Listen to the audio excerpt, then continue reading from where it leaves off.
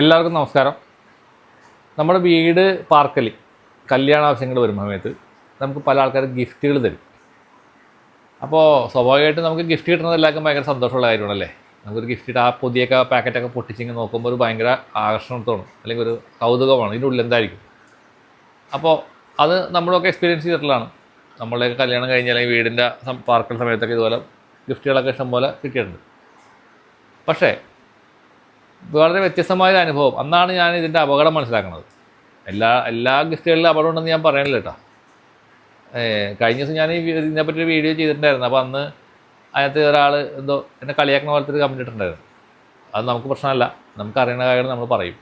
നിങ്ങൾക്ക് വേണമെങ്കിൽ എടുത്താൽ മതി, ഇല്ലെങ്കിൽ വിട്ടേക്കും, അത്രയേ ഉള്ളൂ. ഇനി കമൻറ്റ് ഇട്ട് ഇതിവിടെ നമ്മളെ മോശക്കാരനാക്കാന്നാരും വിചാരിച്ചിട്ട് കാര്യമൊന്നുമില്ല. എനിക്ക് പറയാനുള്ളത് പറയും. ആവശ്യക്കാരുണ്ടാവും, അവർ കേൾക്കട്ടെ.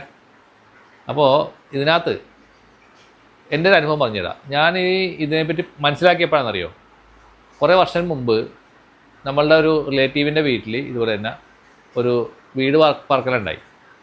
ആ സമയത്ത് കുറേ ആൾക്കാർ ഇതുപോലെ ഗിഫ്റ്റുകളൊക്കെ കൊണ്ടു തന്ന കൂട്ടത്തിൽ ഒരു കൃഷ്ണൻ്റെ ഒരു പ്രതിമ ഉണ്ടായിരുന്നു. കൃഷ്ണ പ്രതിമ വെച്ച് കഴിഞ്ഞാൽ അത്യാവശ്യം നല്ല വലിപ്പമുള്ള കൃഷ്ണൻ്റെ പ്രതിമ. അപ്പോൾ ഇത് കൊണ്ടു തന്ന ആളെ നമുക്കറിയാം, ആരാണെന്നറിയാം. വളരെ സ്നേഹത്തോട് കൂടിയിട്ട് കൊണ്ടുവന്ന ഒരു പ്രതിമയാണ്.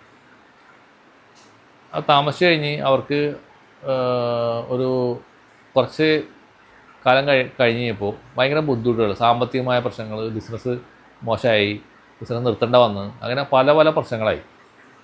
അപ്പോൾ പ്രശ്നം നോക്കിക്കഴിഞ്ഞപ്പോൾ അവർ പറഞ്ഞ്, ഇങ്ങനെ നോക്കുന്ന ആൾക്കാർ പറഞ്ഞു ഇയാളുടെ സമയദോഷമാണ്, പുള്ളിക്ക് ഇനി അങ്ങനെ വലിയ കാര്യമായ ഒരു ഡെവലപ്മെൻറ്റ് കാര്യമൊന്നും ഉണ്ടാവില്ല, അങ്ങനെ എന്തൊക്കെയോ അവർ പറഞ്ഞു. അപ്പോൾ പുള്ളി വായിച്ച് അതങ്ങനെ ആയിരിക്കും എന്നൊക്കെ വെച്ചിട്ട് അങ്ങനെ ആയിരുന്നു.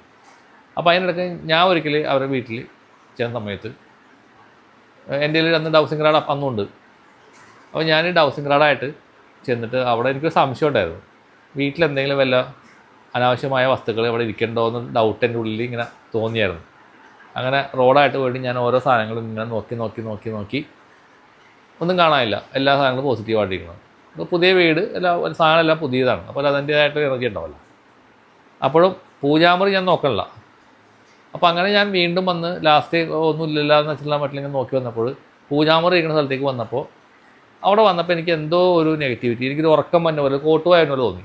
അപ്പോൾ എനിക്ക് തോന്നി ഇവിടെ എന്തോ ഉണ്ടല്ലോ എന്നുള്ള ലെവലിൽ. അപ്പോഴും നമ്മൾ പൂജാമുറിക്കകത്ത് ഇങ്ങനത്തെ സംഭവം നമ്മൾ ഒരിക്കലും സ്വപ്നത്തിൽ പോലും വിചാരിക്കില്ല. ആ പൂജാമുറി കൃഷ്ണനെ ഇപ്പുണ്ട്, അങ്ങനെ പല പല വിഗ്രഹങ്ങളൊക്കെ അവിടെ ഇപ്പുണ്ട്. എന്തും പറ്റുക വെച്ചാൽ ഞാൻ അങ്ങനെ റോഡ് വെച്ചിട്ട് ഈ ഇരിക്കണ വിഗ്രഹമൊക്കെ ഒന്ന് ചെക്ക് ചെയ്യാമെന്ന് അതിൻ്റെ ഉള്ളിൽ തോന്നുകയാണ്. അങ്ങനെ നോക്കി വന്നപ്പോൾ ഈ കൃഷ്ണൻ്റെ പ്രതിമയിലേക്ക് കാണിക്കുമ്പോൾ നെഗറ്റീവ്. അപ്പോൾ ഞാൻ പെട്ടെന്ന് കിടുങ്ങി. കാരണം കൃഷ്ണൻ എന്ന് പറഞ്ഞു കഴിഞ്ഞാൽ നമുക്ക് അങ്ങനെ നെഗറ്റീവ് ആവും എന്നൊരിക്കലും വിചാരിക്കാൻ പറ്റില്ല. അപ്പോൾ ഞാൻ മറ്റുള്ള വിഗ്രഹമൊക്കെ നോക്കുമ്പോൾ അതെല്ലാം പോസിറ്റീവാണ്, ഈ കൃഷ്ണൻ മാത്രം നെഗറ്റീവ്. ഞാനിങ്ങനെ ആലോചിച്ചു, ഇതിനകത്ത് എങ്ങനെ മാത്രം നെഗറ്റീവ് വന്ന്, അവിടെ തന്നെ മുന്നിലാണ് വിളക്ക് കത്തിക്കുന്നത്.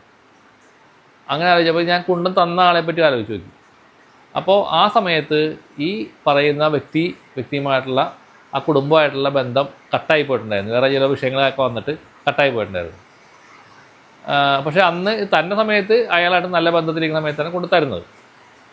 അപ്പോൾ എനിക്ക് പെട്ടെന്ന് ഇങ്ങനെ തോന്നി, ഇനി അയാൾ കൊണ്ടു തന്ന ആൾ എന്തോ അയാൾക്കെന്തോ സംഭവം ചെയ്തിട്ടല്ലേ ഈ സാധനം വെച്ചേക്കണേന്ന് എനിക്ക് എൻ്റെ ഉള്ളിൽ ഇങ്ങനെ ആരോ പറയുന്ന പോലെ തോന്നി.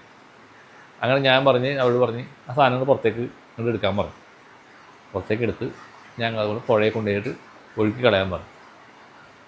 ശരിക്കും പറഞ്ഞാൽ അവരുടെ ആ ഒരു വീട്ടിലെ എനർജി ലെവൽ മാറി പല പല പുതിയ ഓപ്പർച്യൂണിറ്റീസും കാര്യങ്ങളൊക്കെ അവരുടെ വീട്ടിലേക്ക് കടന്നു വരികയും അവരുടേതായിട്ട് സാമ്പത്തികമായ കാര്യങ്ങൾക്കൊരു അനക്കം ഉണ്ടാവുകയും ചെയ്യുന്നുള്ളതാണ് ശേഷം.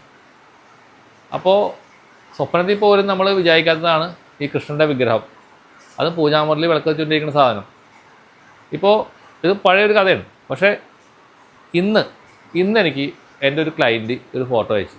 കൃഷ്ണൻ ഇങ്ങനെ വടക്കോലും പിടിച്ചിങ്ങനെ നിൽക്കുന്ന ഒരു ബ്രാസിൻ്റെ പ്രതിമയുടെ ഫോട്ടോ. അത് ഒന്ന് ചെക്ക് ചെയ്യണം സാറേ എന്ന് പറഞ്ഞു. അപ്പോൾ ഞാൻ ഇങ്ങനെ ജസ്റ്റ് നോക്കിയപ്പോൾ തന്നെ എനിക്ക് എൻ്റെ കണ്ണിലേക്ക് തന്നെ നെഗറ്റിവിറ്റി അടിച്ചു. അപ്പോൾ ഞാൻ റോഡ് വെച്ച് ഒന്നുകൂടി ഞാൻ ആ ഫോട്ടോയിലേക്ക് നോക്കുമ്പോൾ ഭയങ്കര നെഗറ്റീവാണ്. അപ്പോൾ ഞാനങ്ങനെ അദ്ദേഹത്തിനോട് പറഞ്ഞത് നെഗറ്റീവാണ്. അപ്പോൾ തന്നെ ഞാൻ പറഞ്ഞു നെഗറ്റീവാണല്ലോ എന്ന് പറഞ്ഞു. അപ്പോൾ പുള്ളി പറഞ്ഞ് അത് പുള്ളി വീട്ടിൽ ഇതുപോലെ തന്നെ ആൾ വന്നു, വാസ്തു നോക്കേണ്ട ആൾ വന്നു. അയാൾ ഇത് പറഞ്ഞത്രേ, ഈ പൂജാമുറിയിൽ ഇങ്ങനെ വിഗ്രഹം ശരിയല്ല എന്ന് പറഞ്ഞു. അപ്പോൾ അത് കൺഫേം ചെയ്യാനാണ് എന്നെ പുള്ളിയുടെ അടുത്ത് ചോദിക്കുന്നത്. ഞാൻ അപ്പം തന്നെ അവരോട് കൊടുത്തത് സംഭവം ഇതാണ്. നമ്മുടെ കയ്യിൽ റോഡ് ഇരിപ്പുണ്ട്, അല്ലെങ്കിൽ നമ്മൾ നോക്കുമ്പോൾ ആ ഒരു നെഗറ്റീവ് എനിക്ക് ഫീൽ ചെയ്യുകയും ചെയ്യും, മിക്കവാറും ഫീൽ ചെയ്യാറുണ്ട്. അതപ്പോൾ എന്ത് ചെയ്യണമെന്ന് വെച്ചപ്പോൾ അത് പുറത്തേക്ക്, വീടിന് പുറത്തേക്ക് ആക്കുക, അല്ലെങ്കിൽ വെള്ളത്തേക്കൊണ്ട് ഒഴുക്കുക, അല്ലെങ്കിൽ ആൽമരത്തിന് തോട്ടിക്കൊണ്ട് വെക്കുക, അങ്ങനെ എന്തെങ്കിലും ചെയ്യാനായിട്ട് ആലോചിച്ച് ചെയ്യാൻ പറഞ്ഞു. അദ്ദേഹത്തിനോട് ചോദിക്കാൻ പറഞ്ഞു. ആ പറഞ്ഞവരോട് ചോദിച്ചിട്ട് അതിനെ പോലെ ചെയ്തോളാൻ പറഞ്ഞു. അപ്പോൾ ഇതേപോലെ പല സംഭവങ്ങളുണ്ട്. ഇപ്പോൾ ഡൗസിങ് റോഡ് മേടിച്ചിട്ട് പല ഗുണങ്ങളും കിട്ടിയ ആൾക്കാരുണ്ട്. അപ്പോൾ അത് എൻ്റെ വാട്സാപ്പിലേക്ക് ഒരുപാട് പേര് മെസ്സേജ് അയക്കുന്നുണ്ട്, ഡൗസിങ് റോഡ് വാങ്ങിയ ആൾക്കാർ ഉണ്ടായിട്ടുള്ള ബെനിഫിറ്റിനെ പറ്റി പറഞ്ഞുകൊണ്ട്. അപ്പോൾ ഞാനത് ഒരാളുടെ ഓഡിയോ ക്ലിപ്പ് ഞാനിവിടെ പ്ലേ ചെയ്യാം. അപ്പോൾ നിങ്ങളൊന്ന് കേട്ട് നോക്കുക, അത് എത്രത്തോളം നിങ്ങൾക്ക് ബെനിഫിഷ്യലാണ് എന്നുള്ളത് നിങ്ങൾക്ക് ഞാനത് കേൾപ്പിച്ച് തരാം. ആ ഓഡിയോ ക്ലിപ്പ് കേൾപ്പിച്ച് തരാം. എൻ്റെ ഒരു ക്ലയൻറ്റാണ്. അപ്പോൾ അവർ ഇതുപോലെ തന്നെ എൻ്റെ അടുത്ത് സെഷൻ ചെയ്യാൻ വേണ്ടി വന്നതാണ്. പുള്ളിക്കാരത്തി ലേഡിയാണ്. അവരെനിക്ക് അയച്ചിട്ടുള്ള ഒരു മെസ്സേജാണ്.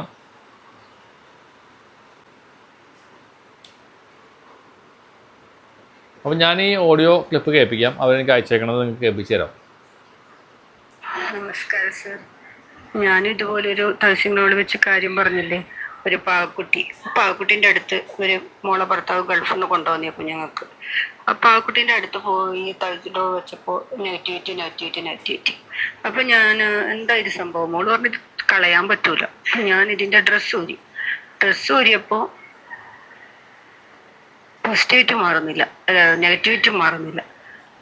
പിന്നെ അപ്പം ഇതെന്താ സംഭവം, അപ്പോൾ ഈ എല്ലാം ഊരി, സോക്സൊക്കെ ഊരി. അപ്പം ഉടുപ്പ് മാത്രം നോക്കിയപ്പോൾ ഉടുപ്പിന് നെഗറ്റിവിറ്റി ഇല്ല. അപ്പം ഞാൻ അവസാനം ഈ സോക്സ് ഒന്ന് നോക്കി. രണ്ടും സോക്സും നെഗറ്റിവിറ്റി നിൽക്കുന്നു. ഡ്രസ്സിലൂടെ ഇങ്ങനെ ഇൻഡോ ആയിട്ട് വരുന്നു, ഹൈ നെഗറ്റിവിറ്റി. അപ്പം ബാക്കി ഒന്നിനും നെഗറ്റിവിറ്റി ഇല്ല. അപ്പം ഞാൻ ആ സോക്സ് ഒഴുക്കി. അപ്പം മോളെ ഭർത്താവിനോട് ഗൾഫിൽ വിളിച്ച് പറഞ്ഞു ഇങ്ങനെ സംഭവം ഉണ്ടായിരുന്നു, അമ്മ ഇങ്ങനെ ചെയ്യും. അപ്പോഴാണ് അവൻ പറയുന്നത്, ഈ പാവക്കുട്ടീനെ വാങ്ങുന്ന സമയത്ത് അതിന് സോക്സ് ഇല്ലായിരുന്നു. അപ്പൊ ഇവൻ സോക്സ് ഇല്ലല്ലോ എന്ന് പറഞ്ഞപ്പോൾ വേറൊരു പാവക്കുട്ടീൻ്റെ സോക്സ് എടുത്തിട്ട് ഈ വാങ്ങുന്ന പാവക്കുട്ടിക്ക് ഇട്ടുകൊടുത്തതാണ്. അങ്ങനെയാണ് ആ പാവക്കുട്ടിയിൽ സോക്സിന് മാത്രം അങ്ങനെ നെഗറ്റിവിറ്റി വന്നതാണെന്നാണ് എനിക്ക് തോന്നുന്നത്.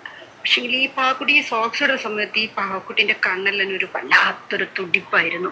നമ്മൾ നോക്കുമ്പോൾ തന്നെ, നമ്മൾ ആ കണ്ണിൽ നോക്കുമ്പോൾ നമുക്കൊരു ഭയം പോലെയായിരുന്നു തോന്നിയിരുന്നത്. പക്ഷെ ഈ സോക്സ് ഒരു ഈ പാവക്കുട്ടി സാധാ ഒരു ലോക്കൽ പാവക്കുട്ടീനെ പോലെ തന്നെ തോന്നുന്നു. അപ്പം ഇതെന്താ ഇത് നമുക്ക് മനസ്സിലാക്കണ്ടേ? എനിക്കൊന്നും മനസ്സിലാവുന്നില്ല. സാറെന്നെ പറ. കല്യാണത്തിന് അവൻ്റെ ഒരു സുഹൃത്ത്, ഒരു മുസ്ലിം സുഹൃത്താ, ഒരു ലാമ്പ്, ഒരു നല്ല ഭംഗിയുള്ള ലാമ്പ്, ഒരു കുപ്പി പോലെയല്ലോ, എല്ലാ കളറായിട്ട് വരുന്ന ഒരു ലാമ്പ്. അവൾ ഭർത്താവിൻ്റെ വീട്ടിലായിരുന്നു. അപ്പോൾ അവരുടെ റൂമിലായിരുന്നു. വീട്ടിൽ കൂടലെല്ലാം കഴിഞ്ഞപ്പോൾ അതിനെ ഇവിടെ കൊണ്ടുവന്നു. അപ്പോൾ ഈ റോഡ് വെച്ച് നോക്കിയപ്പോൾ ഇത് ഹൈ നെഗറ്റിവിറ്റി, ആ സ്ഥലം മൊത്തം നെഗറ്റിവിറ്റി. അപ്പൊ ഞാൻ പറഞ്ഞു ഇത് കളഞ്ഞേ തീരും. ഇവര് സമ്മതിക്കുന്നില്ല. ഞാൻ പറഞ്ഞു ഇത് ഞാനെടുത്ത് കൊണ്ടുപോയി ഒഴുക്കി. അതുപോലെ പറഞ്ഞ് അവനല്ല കൊണ്ടുത്തന്നത്, അവന്റെ ഉമ്മയാണ് കൊണ്ടുത്തന്നത്, അവൻ അങ്ങനെ ചെയ്യൂലേം ചെയ്യും, അവന്റെ കുറ്റമായിരിക്കില്ല, ആ ഷോപ്പിന്ന് അങ്ങനത്തെ കിട്ടിയതായിരിക്കും. അപ്പൊ ഞാനത് കളഞ്ഞപ്പോ ഇവിടെ തന്നെ ചീത്ത തന്നെ. ഞാൻ അതിന്റെ പൈസ കൊടുത്തു, നീ പോയി വേറെ ഏതെങ്കിലും വാങ്ങിക്കോ പറഞ്ഞു. അപ്പൊ പിന്നെ അവള് പിന്നെ ഒന്നും പറഞ്ഞില്ല. പക്ഷെ ഇത് അവൻ ചെയ്തതാണോ അല്ലെങ്കിൽ ഷോപ്പിന്റെ പ്രശ്നമാണോ, വേറെ ഒരു സാധനവും നമ്മൾ വാങ്ങിച്ചതിൽ ഒരു രസത്തിന്റെ വേറെ സാധനങ്ങൾ രസം കലർത്തി, അതിലൊന്നും ഈ പ്രശ്നമില്ല. അപ്പം എനിക്ക് മനസ്സിലായി ഇത് എന്തോ ഒരു പണി കിട്ടിയതാണ്.